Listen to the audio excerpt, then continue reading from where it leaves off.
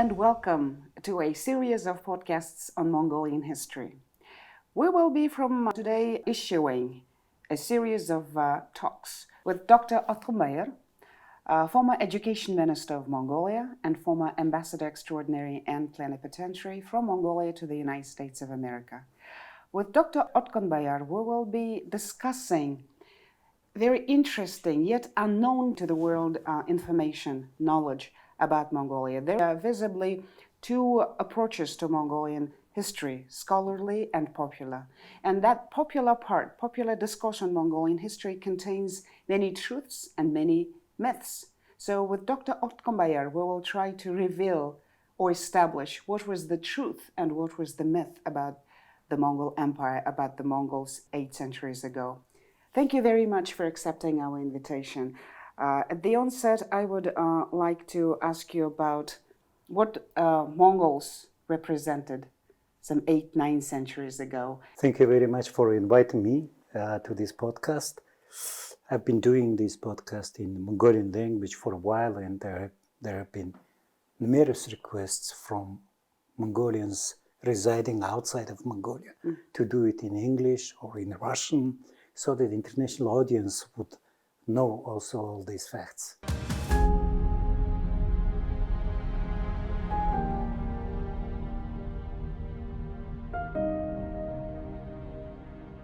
Coming back to the phenomena of Mongol Empire, a lot of people ask a question: how come that small nation of Mongols created a worldwide empire? Some scholars say half of the world. I argue with that, because when Mongol Empire was created, humankind did not know about the existence of Americas, they did not know the existence of Australia, etc. Mongols basically conquered almost all of the known world, except Egypt and Western Europe. And sometimes you ponder, most scholars believe that the total population of Mongolia of that period was somewhere between 800,000 to 1 million.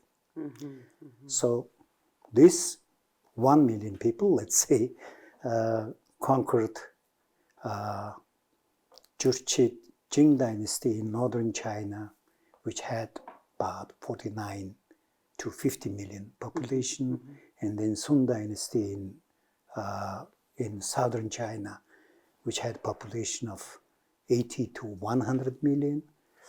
Maybe population of Central Asia of that time is now calculated somewhere between 30 to 40 million. Population of all Russian principalities all together is around 20 million, etc. So people ask a question: how come that small population of unknown people conquered the whole of the known world of that time? And secondly, people always wonder, if Mongols conquered the whole of the world and created such a havoc and destruction as in general people in the West believe, then how come that all these big cities thrived under Mongols? And hundreds of cities have been created by the Mongols. Yes. That is also an unknown part of the history. So, given time constraint, I don't know, do I speak history-wise, how Genghis Khan came into existence and conquered the whole of the world, or concept-wise, where, some of the scholars believe that it was not that devastating war, or some of the scholars claim that it was devastating and tens of millions of people perished in the flames of this war. True. Thank you very much for this clarifying question, because if we start talking about the, as you said, coming of Genghis Khan into existence, of course, huge amount of literature, this is already available. So we would probably focus on what were the footprints of the Mongols in the history or the legacies of the Mongols in the history, what was truth and what was not truth about what is now written in both scholarly and popular discourse. Black myths or black legend about them. Yes. Was that really true? Mongols brought only devastation and destruction. Let me tell you one funny story. When I was still a young student, I was talking to my history teacher and I said, well, I don't find any good source depicting Mongols positively. All the sources depict us as bloody barbarians, killing everybody around, etc., etc. And my professor at that time has told me, because your story is written by the historians of the defeated nations, they have no reason to depict you positively. And when you see the history, especially medieval history, you have to understand that, first of all, who has written that. Of course, most of the, let's say, Chinese or Russian sources, they depict Mongolians negatively. But if you come, for example, to Armenian sources, they depict Mongolians more positively. Because when Mongols came to Caucasus, Armenia was a Christian nation sandwiched between the Muslim nations. And they found ally with Mongols, and Armenian armies marched together with Mongols to the Western Asia in the conquest. So it depends on the sources. And as far as this black legend is concerned, there was a very famous Russian historian, Lev Nikolaevich Gumilev. And in his book, he has written about the origins of this black legend and how it became a source of negative stories about Mongols. Actually, when the grandson of Genghis Khan, Hulagu Khan went on war with Persia. Son of Toloi. Son of Toloi, yes. Brother of Kublai. Yes, younger brother of Kublai. And he went with the war on Persia. Well, farthest extent of Mongol invasion of that time was today's Syria. Okay, and when he was still fighting war in Syria, basically a civil war occurred in Mongolia when his brother Kublai and his younger brother Arikbukh contested for the Han's throne. So basically Mongol Empire was divided into 4 different parts, independent from each other. There was a war between original Mongolian territories and Chinese domain under Kublai. And Hulagu had to go back because it was already in internal turmoil. And he had left his general, by the way, Christian general, Ketpua, with 10,000 soldiers who marched into today's Israel.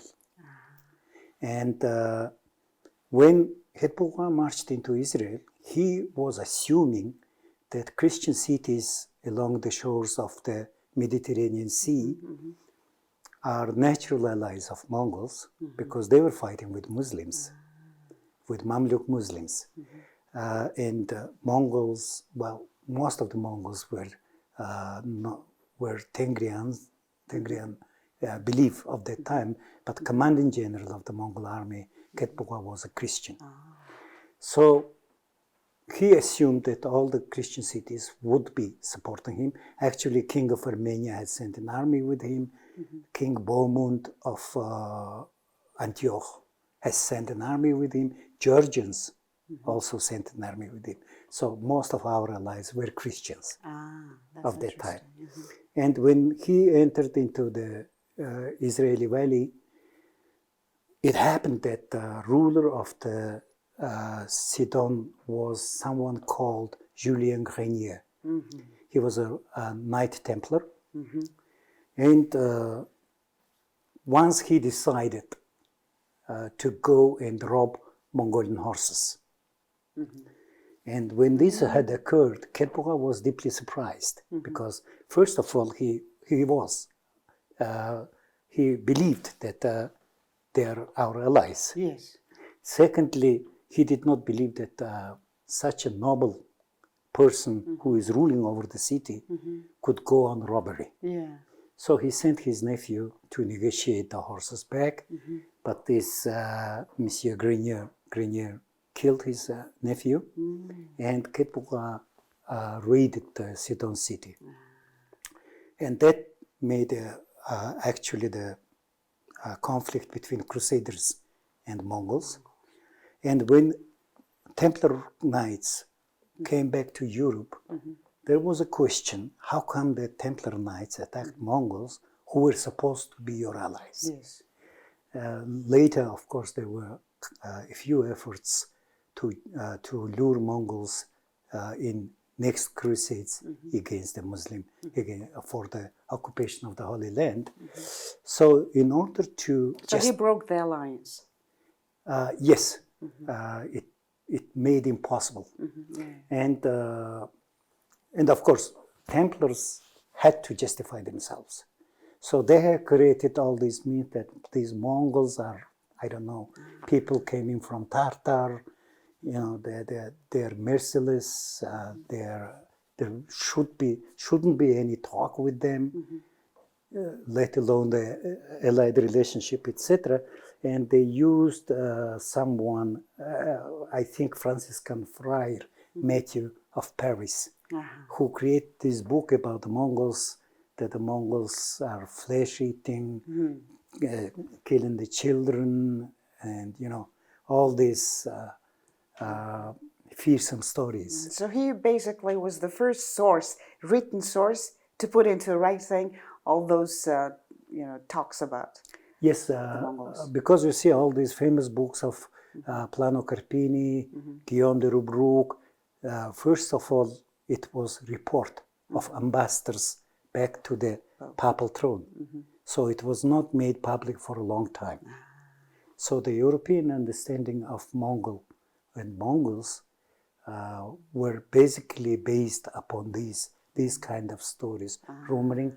Of course, Europe was afraid because in 1241 and 42, Mongol armies swept through Poland and Hungary, Bulgaria, and what is today of Serbia, Horvatia, and most of the European armies were defeated. So there was a fear of Mongols among the Europeans, and it added to this fear, all the myths about the Mongols, etc. So that's how this black legend was created. And there will be another question. Okay, Europeans created this black legend. Yes. And why Mongols did not deny or did not write anything to deny?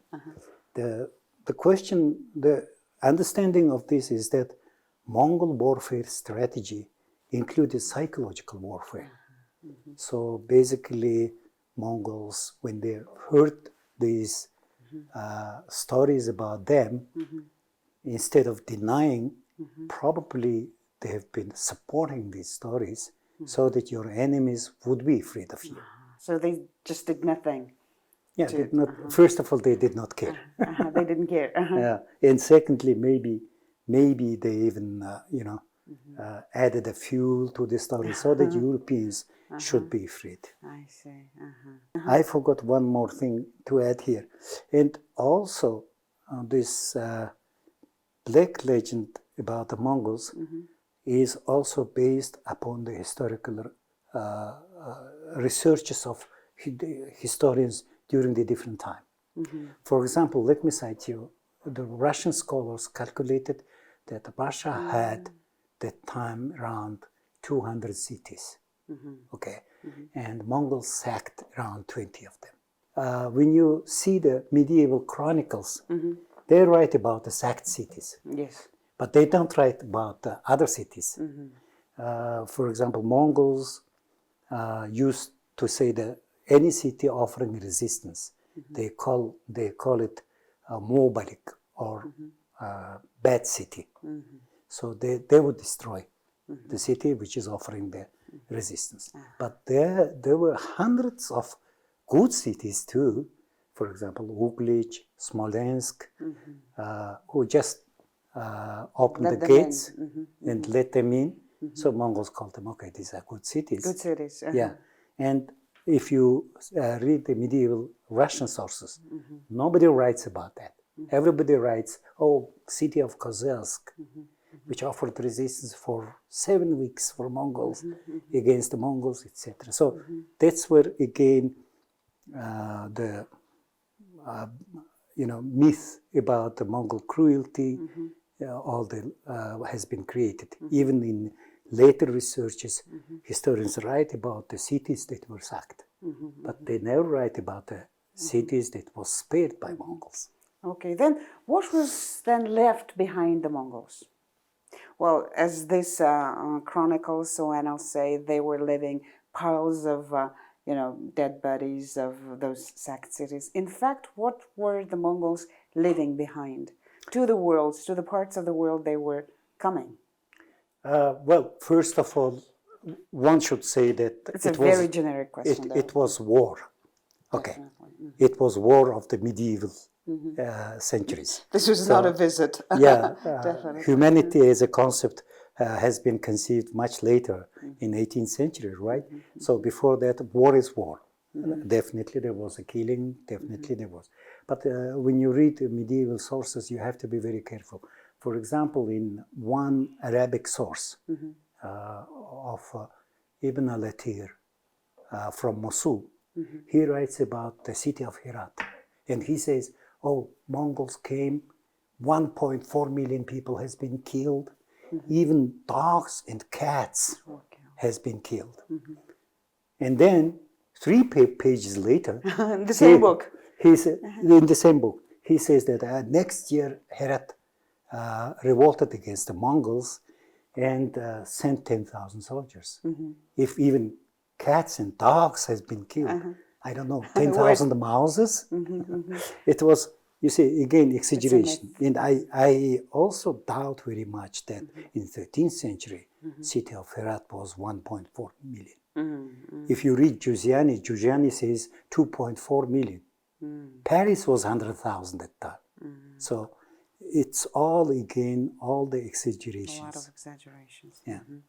Coming to the black legend about the Mongols, I mentioned to you that historians or historical sources refer only to the sacked cities, but they do not refer to the cities spared. On the other hand, for example, very few historians mention that, for example, church building in Russia jumped over during the Mongol period. It means that when Mongols came, initial invasion, I believe it was bloody invasion like any war in the history. But then they established peace in this period. Some of the modern Russian historians, they also say that when Mongols came, there was peace on the eastern side of Russia. Because before Mongols, there were a number of Kipchak, Kuman tribes who were raiding constantly Russian principalities. And then when Mongols came, there was an order. So Mongols brought stability. Stability. And peace. On the other hand, Russia was also attacked by European knights from western side. And after Mongols, Western knights stopped attacking Russia because they knew it's already Mongol realm. So if you attack Russia, you have to face these fearsome Tatars. So what you can say is that in general, this Mongol period brought positive things, which is not mentioned or deliberately omitted from the history. Just as a side question, I want to know more about the origin of Mongols and Mongol Tatars.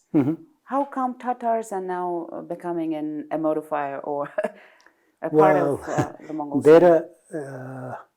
There are different theories about this. For example, one theory is that, that time Silk Road went through the Tatar tribe territory in Mongolia, in eastern Mongolia, and people in the West as well as Chinese, they would know Tatars. It might be true. For example, the Chinese chronicles, we find that Tatars are called white Tatars, Mongols are called black Tatars, etc. So this name was inherited from that period. Second explanation is that many of the Mongol units, especially the units spearheading the attack, were consisted of the defeated Tatar tribe. So when you come to a territory and people will ask, who are you? Definitely they will say, we are Tatars. But these are Tartars or Tatars? Tatars. Tartars, I believe that it gradually went into the medieval European chronicles because of the sounding, the name of Tatars and Tartars. And because of the prejudiced understanding of Mongols as savages. Yes. Yeah? I see. So basically these are Mongols. Of course, original Mongolian tribe, Hamag Mongol, ethnically Hamag Mongol tribe of Genghis Khan, these are called as Mongols. But if you see, Mongols would distinguish these tribes in the Great Steppe, Mongols and non-Mongols. Okay, for example, Onguts in the north of the Great China Wall, we consider them being as Mongols, but not the relatives. Let's say Oirats, Western Mongols. Later they became Western Mongols. That time they were in 13th century they were called Oirats. And on the other hand, the notion of Mongol was somewhere close to a Roman understanding of the Roman citizen. During the Roman Empire, if you become a Roman citizen, even if you are from Gaul or from Spain, you are a Roman citizen, right?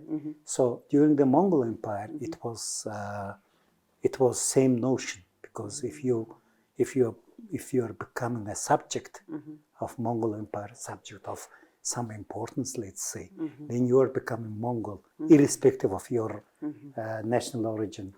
There was a recorded case when one Englishman who was acting as interpreter for Mongol forces has been taken as prisoner of war, and then he was interrogated, and their interrogators asked him, "You're an Englishman?" And he said, "No, I'm not an Englishman, I'm a Mongol." So that shows that understanding of Mongol. Right, I see. The global citizenship of the Any Mongols empire has to have this international, global attitude toward its citizens. Otherwise, you cannot rule the empire that much. I see. Now let's go back to the myths and truths. So Mongols, in that sense, brought stability and peace to the northern part of our empire, to Russia. Yeah? Not only Russia. Not only Russia. And now let's further go down. Peace, stability. What else Mongols brought to the world? Well, let's start with, biggest free trade zone. Well, just, I'm sorry to interrupt you at this point. We refer now to this time or to this legacy of the Mongols as Pax Mongolica. So maybe if we somewhat define those legacies within this term in historiography, I think it'll be more organized, or it'll be easier for us to organize our talk. Yeah? Okay. Now we are talking about a period in history of, let's say, about 100 years span of time, and maybe a territory starting from the Yellow Sea to Hungary. Okay, for centuries, it was disintegrated territory. China was disintegrated when the Mongols started invasion into China.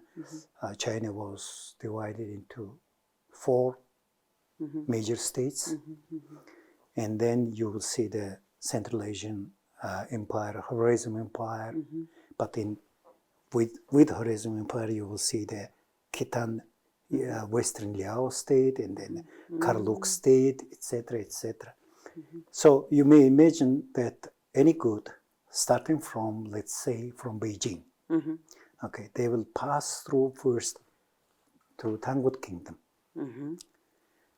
probably pay taxes there, and then from Tangut it will go to Uyghur Kingdom, to this Xinjiang area, and it has to a tax has to be paid over there, and then from Uyghur it will go to the Western Liao Empire.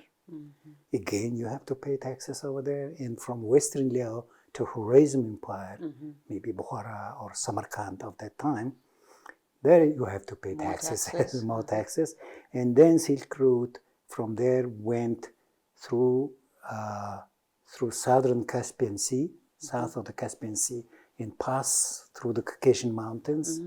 There you will meet Georgians, Armenians, Azerbaijanis, where you have to pay taxes more and more taxes. And only after passing Caucasia, you gradually come to the Crimea and Black Sea ports, Italian Black Sea ports in Crimea, and then merchants from Genoa or Venice will buy your goods. Again, you have to pay taxes over there.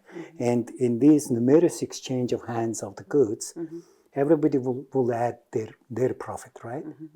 And then only these goods come to Europe. Okay.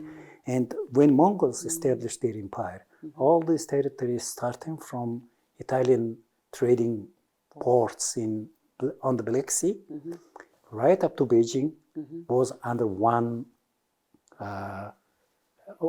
empire. Yes. And you need not to pay taxes in each and every city on the road. Just one uniform tax? One uniform tax is a very low tax. There is a book written by U.S. scholar Peter Frankopan about the Silk Road. And there are 2 chapters about Mongolia, Mongolian period. And he refers there, for example, if the total tax from Beijing to Black Sea ports throughout the Mongolian Empire was 5%, the tax in Alexandria, Egypt, was 20%. Only on one side. Only on one side. So basically, it allowed a lot of goods to pass through the Silk Road, and Mongols created that customs union or free trade zone. I would say free trade zone. And there was even a very interesting case when Venice ambassador went to the Uzbek Khan of the Golden Horde, and during the discussion he asked, "You are charging only 1% of tax in Black Sea ports. I mean, don't you think it's too low?" And Uzbek Khan has said, "No, I'm getting taxes from flow of the trade." So he mentioned, I'm getting 220,000 som or silver coins from only one port. So basically it was establishment of this free trade zone, and also, so then it brought economic prosperity to the entire zone. Yes. And a lot of historians say that Mongols conquered city of Nishapur and killed everybody, including cat and the mouse. And in 15 years' time, after that killing, Nishapur supplies 25% of the silk trade along the sea.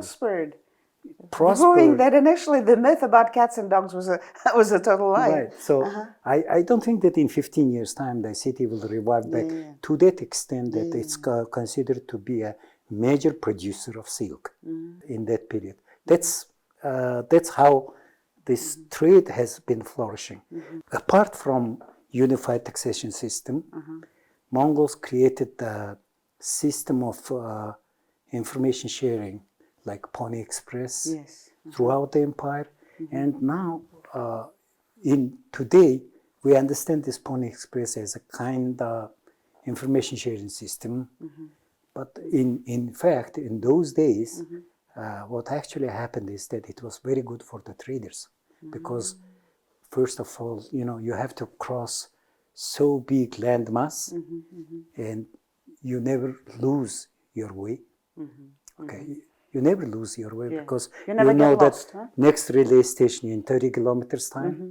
So you go to the next relay station, and then from this station you will get direction to the next relay station, etc. And also, if some of your animals are worn out, by that time, then you can exchange at the relay station with the fresh animals, etc. And proof of that, for example, is a book of Marco Polo.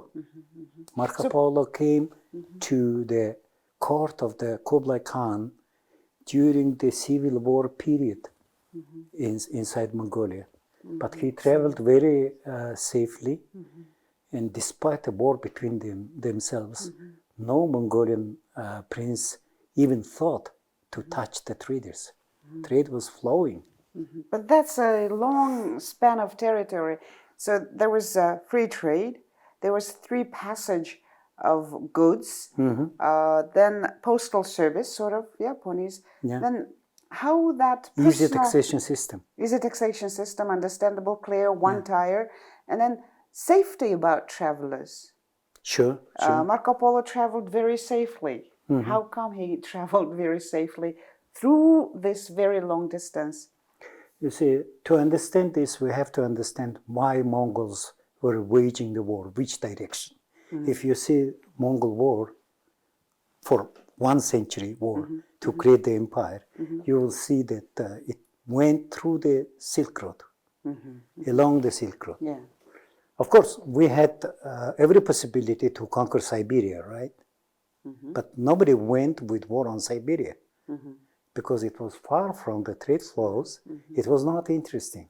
But Bukhara, Samarkand, these are interesting cities where you can get profit from the trade.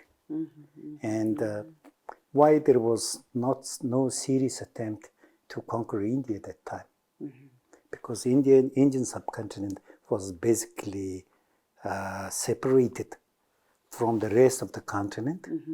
That's why probably Mongols were not, of course there were a number of incursions into India, but there was no attempt to establish permanent empire on the territory of India. And that would be my explanation. And again, I want to go back to my question about that safety of travels, immunity. How come those people would be so immune to, I mean, first of all, they were free of any pillages, any raids and attacks on the on free flow of goods and people. Then how in Mongol Empire this safety and security of travels of individuals was ensured? Well, first of all, everybody knew along the Silk Road that robbing a merchant is a crime. Was and illegal. It's a punishable offense.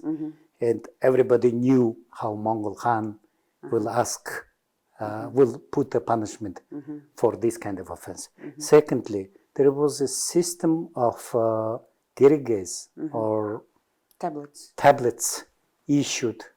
For example, if he is a emissary of Khan, he would have a golden tablet.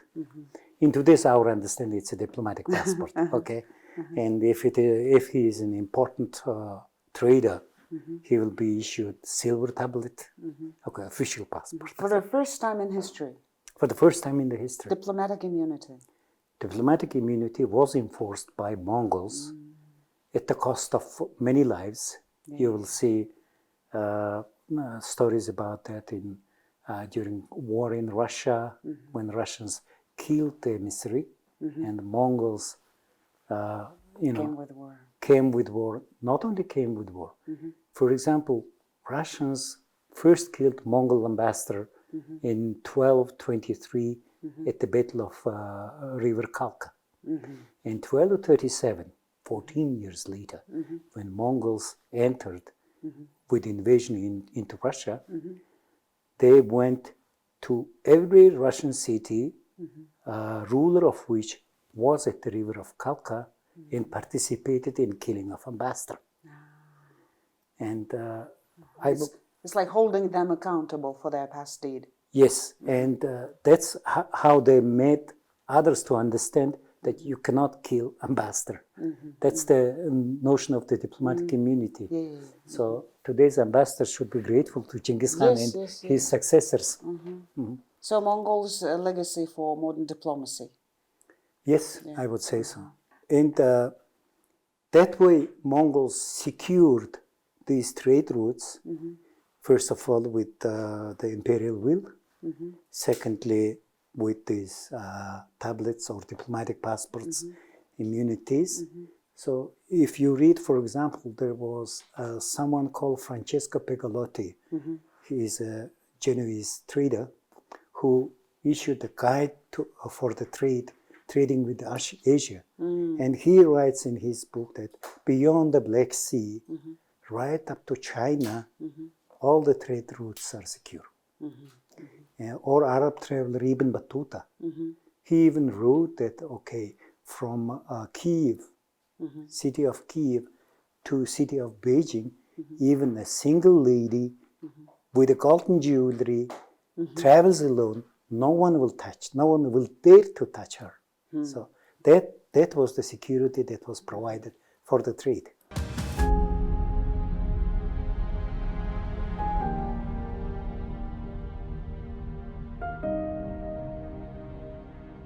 How this knowledge or information would be spread in the empire? In what documents? There were codes of laws. Of course, I want to ask now the institutionalization, legal institutionalization of this system throughout the empire. Yeah, then there we come to the first constitution, Great Yasa. Until today, we haven't found the text of the Great Yasa, but there are so many references to Great Yasa in historical books, not only Mongolian, in Chinese, in Central. What does Yasa mean? Yasa is Tsasak. Tsasak is governance? Governance. Government. Yeah. So it seems to be a series of codes issued by Genghis Khan himself. For governing. For governing. And, well, I think we are still do not understand the importance of this first, I call it first constitution, of this constitution, because these norms of the Great Yasa has been basis for the Chinese laws, basis for the Korean laws that afterwards.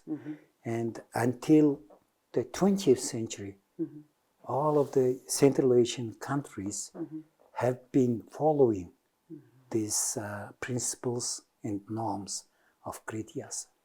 Great Yasa in Ichtasagan Mongolian, yeah? That's in Ichtasagan Mongolian, but for example, of course, probably in 19th and 20th century, we won't call the nations in Central Asia as Mongols. But most of them have been ruled by Mongol dynasties.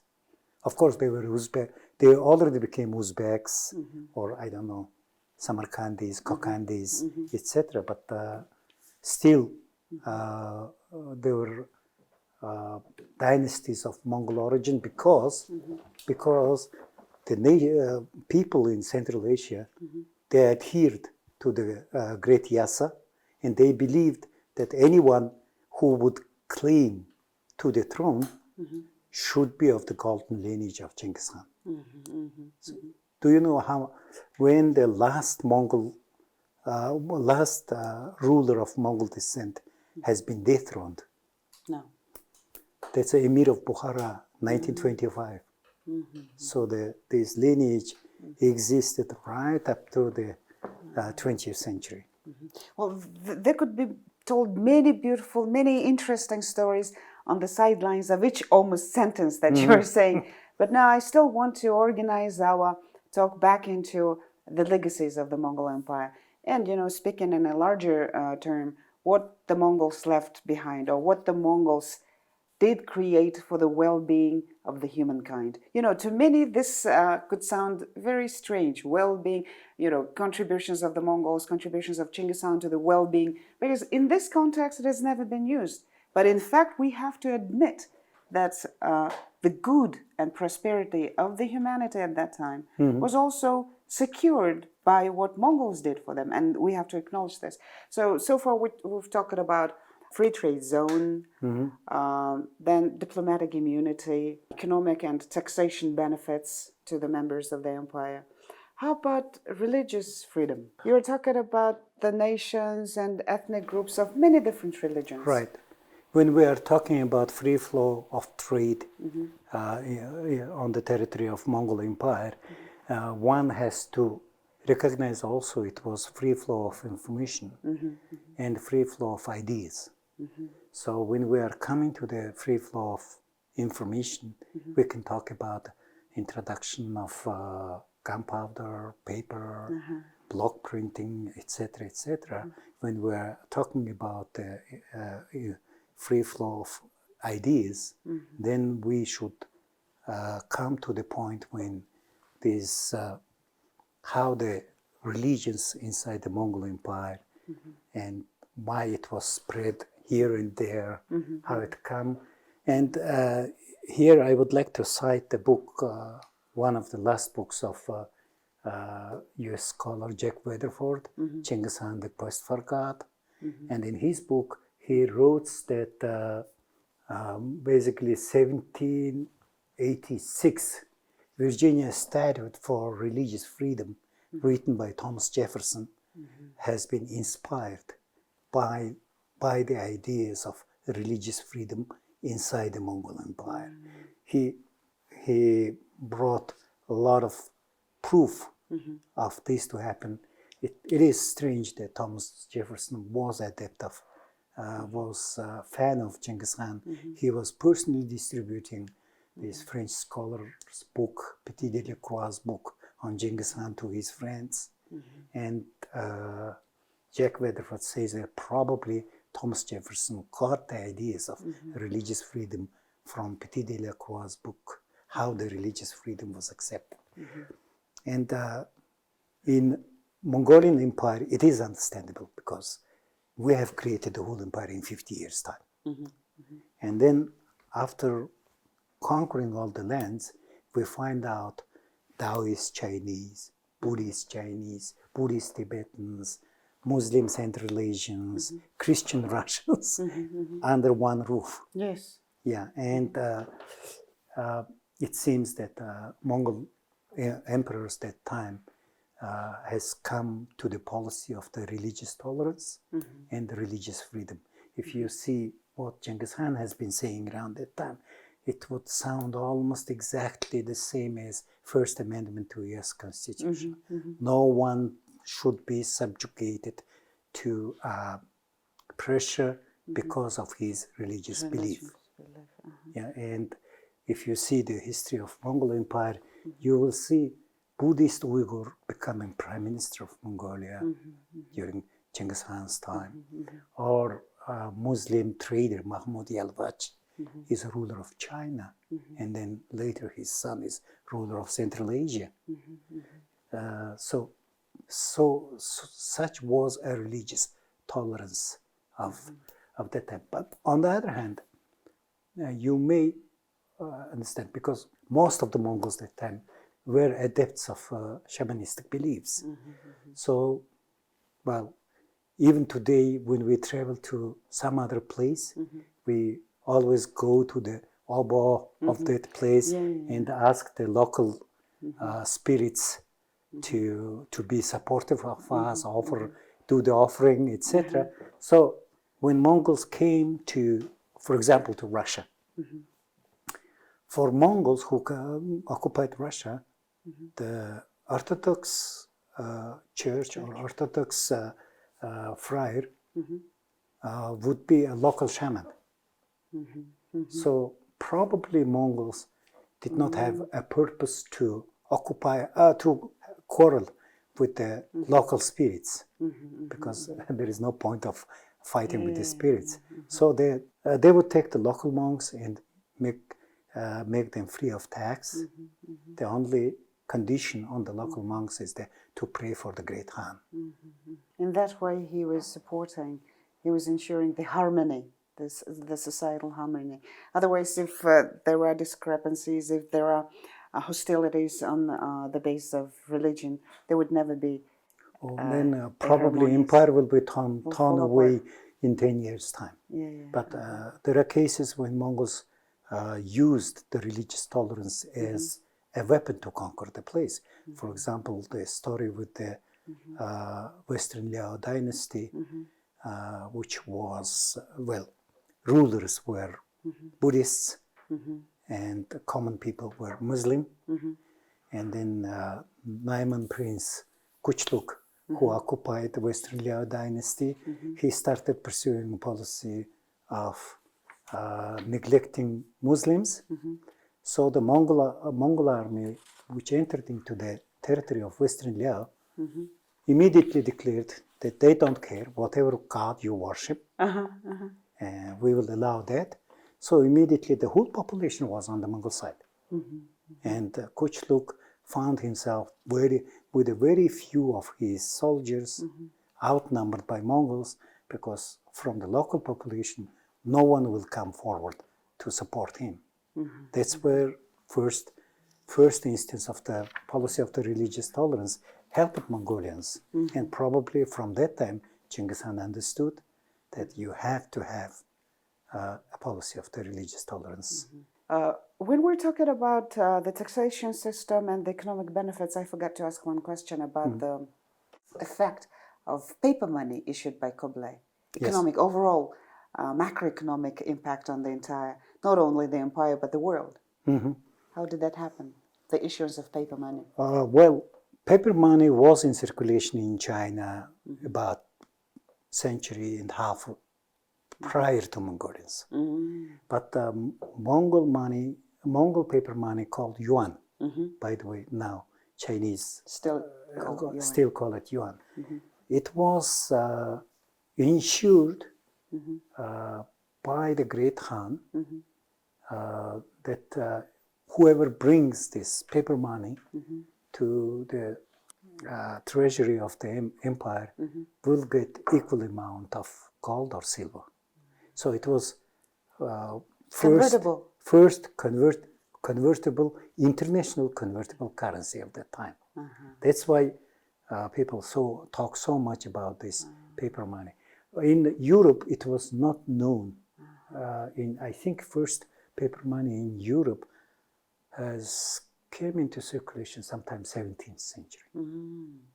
So it's like the gold standard, gold pegged to US dollar of today. Of international currency. Yeah, and it seems that this Kublai's yuan was in circulation not only in China, in Central Asia, even right up to the Arabian Peninsula, because the sea trade routes was going on toward this. India and the Arabian Peninsula. And Marco Polo has written in his book with great surprise that they're using this paper money, and everybody is accepting this paper money. Even taxes are being paid in this paper money. Speaking of the freedom of movement of ideas and also of goods, can you please a little bit elaborate more about the role of relay stations? Urto. Yeah, we call them Urto in Mongolia. Right. We have discussed earlier about the role of the relay stations for the trade, right?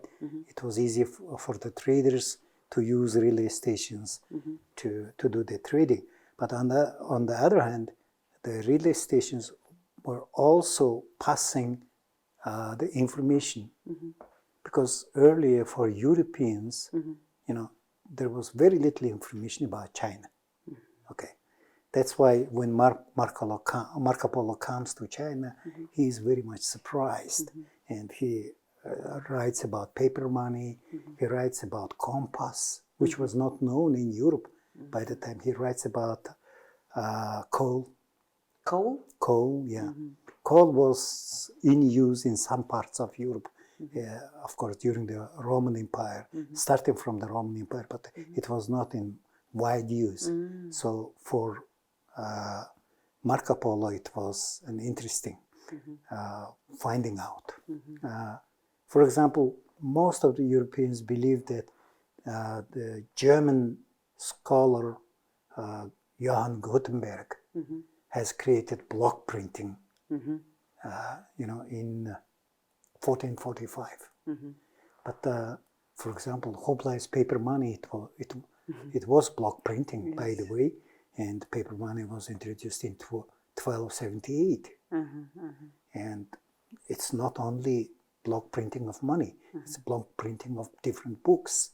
And we have many books in Chinese, in Tibetan, in Mongolian, which would use block printing method to produce. Even the concept of paper came from China to Europe through the Mongols. Through the Mongols. And gunpowder? Gunpowder too. You probably have And seen this delicatessen? movie, The Great Wall. And a few Europeans in search of the gunpowder, etc. Of course, Europeans, they believed that gunpowder was created Bacon in later years, and Schwartz, Bacon, and all this stuff. But okay, maybe they have created their own gunpowder. But if you know the existence of gunpowder, then it's easy to invent that, right?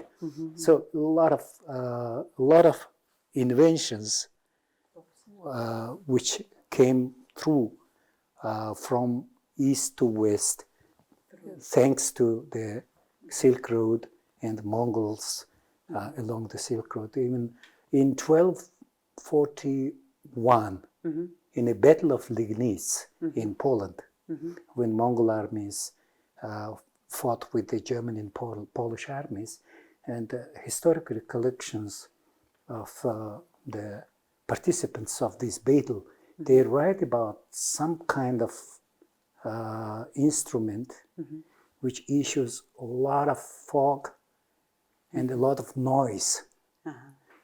So I believe that it was some sort of prototype of artillery that was used around that time.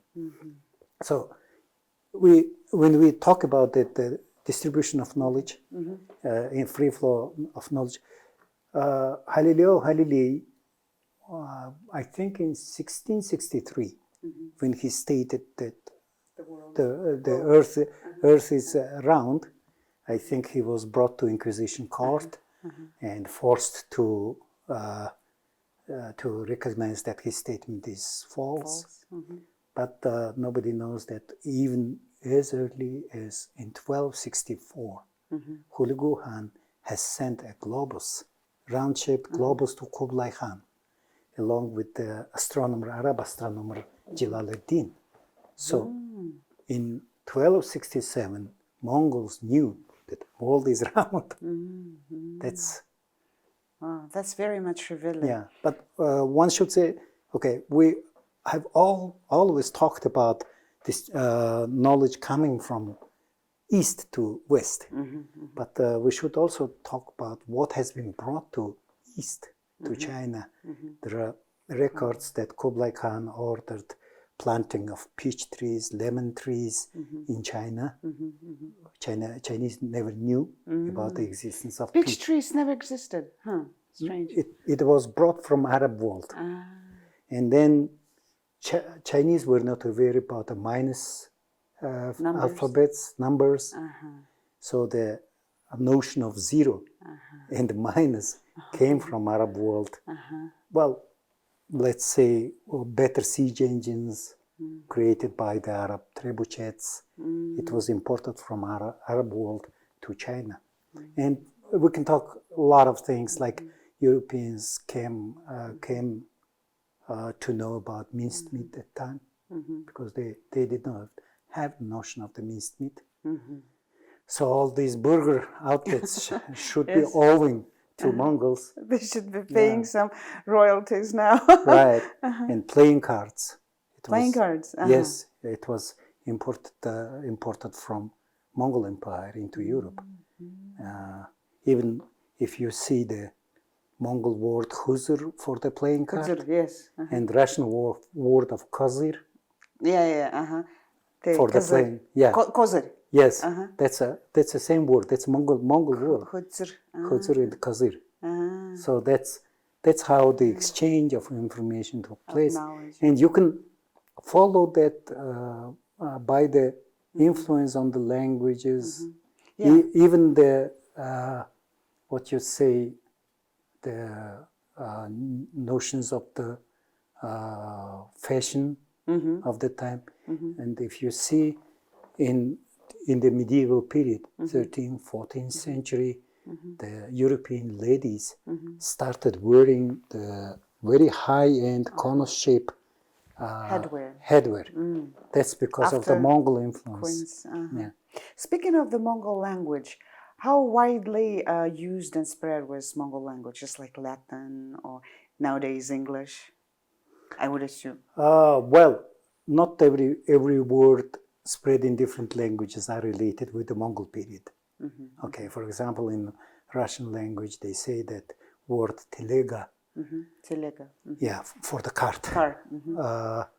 that was taken out of Mongolian language, but much earlier in 7th and 8th century during the Avar Khaganate in Europe. That's a Mongolian word of terik, became telega. And if you see, for example, a Russian language, you see that a lot of words, military-related words, like Yisaul, Karaul, Harol. Yisaul, Zasol. Zasol. These are all imported from Mongolian language, whereas many words like in financial terms were imported during the Mongol period through the Central Asian tax collectors over Russian territories, like words kazna. These are definitely Arab word, which came through Mongol period, because the Russian taxation system was created by Central Asian. Even the name is known, Masud Bek, son of Mahmud Yalbach, who was responsible for the Russian taxation, and he created the Russian taxation system. That's why he used all these Persian, Arabic words. That's how. Well, the reason I asked this question was not particularly about transportation and even movement of Mongol word into other active lexicon. Was the Mongol language imposed as a central or the main language for the entire empire? Well, you see, centralized empire ceased to exist by 1260. Until 1260, until the first civil war among the Mongols, of course, the Mongolian language was used as Central language, empire correspondence language. So, but afterwards, when the empire has disintegrated and all the different khanates lived their own life, everybody gradually turned into the local things like Yuan Empire, gradually turned into Chinese, whereas Ilkhanate gradually turned to Persian, etc. Of course, the economic impact would be tremendous on the whole world. I want now to, again, a little bit deviate, but still very much related to what you've said about the role of the Mongol Empire, maybe its impact, not only in the world, in the regional politics, but in the world politics. Joel Achenbach of the Washington Post, when defending Washington Post's choice of Genghis Khan as the man of the millennium, he made many interesting conclusions. He made many interesting conclusions about why the Washington Post, the editorial board, had to choose Genghis Khan. In one of his arguments, he said that the rise of the Mongol Empire prevented Chinese colonialism. Would you agree with that? Partly, I would say partly, because Chinese expansion, if you see the whole history of China, was outside of today's China territory only during the Tang Dynasty. That's about 500 years earlier than Genghis Khan. But on the other hand, China was, was united in 5,000 years of Chinese history, only about 1,000 years. Only about Yeah, 1,000. and otherwise you will have all these warring state periods, 16 kingdoms period, etc. And somehow maybe it's unintended result of Mongol conquests that Mongols created unified China. Because it was always north and south in general. But since first time China was under Mongols, united, Mongols created this unified taxation system. They even rebuilt the great canals which would connect south to north. Yeah. Understand, thank you.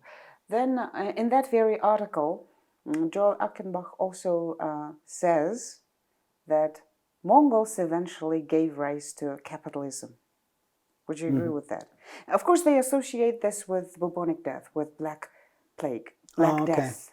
Did the Mongols bring Black Death to Europe? Oh, that's a very common mistake. If you are asking whether this Black Death originated from the territory of Mongol Empire, I would say yes, because originally this plague perhaps came along the Silk Route from somewhere in Central Asia. Some scholars say that it's Issyk-Kul Lake near Kyrgyzstan today. And there are three things I would like to say. First of all, if it is plague, it should spread to all directions, right? And no one talks about what happened in China. Everybody talks about what happened in Europe, right? That's one question that we need to answer. Second question, if it is, there is a very widespread myth that Mongol army sieging city of Kaffa on the Black Sea was throwing the corpses of the soldiers who died because of the plague. It's like bacteriological war. It's like it sounds like a bacteriological weapon. First of all, I don't know why people do not pay attention on this. There is only one record in European sources that this happened from city of Kaffa, and Mongols were responsible for this. That's records of Michele de Piazza. He wrote that, these Italians from the Kaffa came with the plague, and that's how spread is. The Black Death has spread in Europe. But if you see, first of all, this gentleman, de Piazza, he never traveled outside of his town.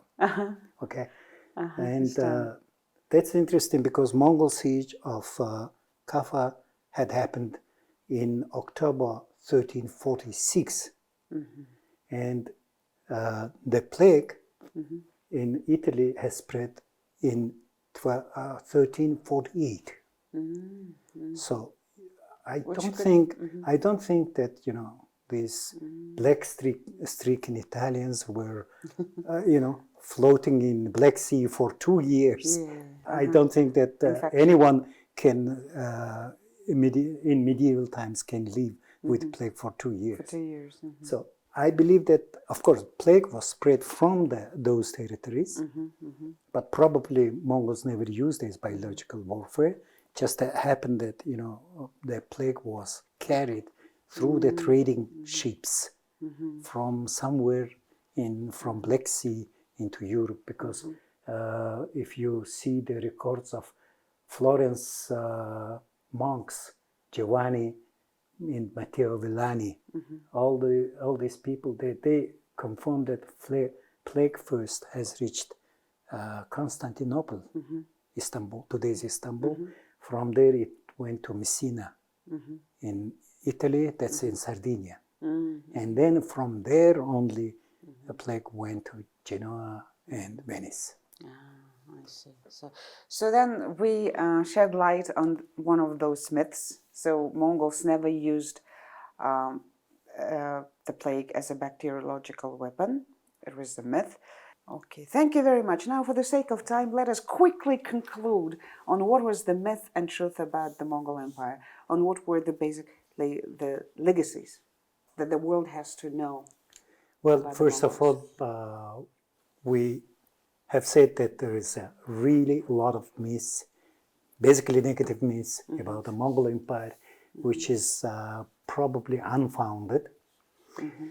On the other hand, nobody knows about the positives that positive contributions that Mongol Empire brought into the history of Eurasia.